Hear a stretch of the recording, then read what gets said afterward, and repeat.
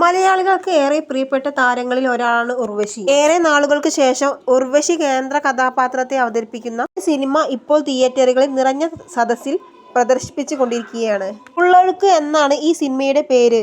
പാർവതി തിരുവോത്താണ് സിനിമയിലെ മറ്റൊരു കേന്ദ്ര കഥാപാത്രത്തെ അവതരിപ്പിക്കുന്നത്. ഇന്ത്യയിലെ തന്നെ ഏറ്റവും മികച്ച 2 നടിമാർ മാറ്റുരയ്ക്കുന്നു എന്നതാണ് ഈ സിനിമയിലെ ഏറ്റവും വലിയ പ്രത്യേകത.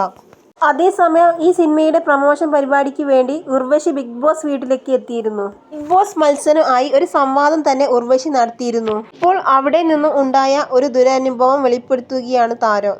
അടുത്തിടെ താരം നൽകിയ ഒരു അഭിമുഖത്തിൽ നിന്നുമായിരുന്നു തനിക്ക് ബിഗ് ബോസ് വീട്ടിൽ നിന്നുണ്ടായ ദുരനുഭവം താരം വെളിപ്പെടുത്തിയത്.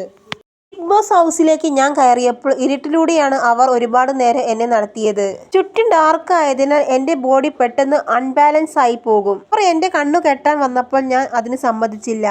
മത്സരാർത്ഥികളെ കണ്ണു കെട്ടി കൊണ്ടുപോകുന്നത് കുഴപ്പമില്ല, പക്ഷെ എന്റെ കണ്ണ് എന്തിനാണ് കെട്ടുന്നത് എന്ന് മനസ്സിലായില്ല, ഉർവശി പറയുന്നു. മൊബൈൽ ഫോണിൽ ടോർച്ച് ഒക്കെ ആയിട്ടാണ് ഞാൻ പോയത്.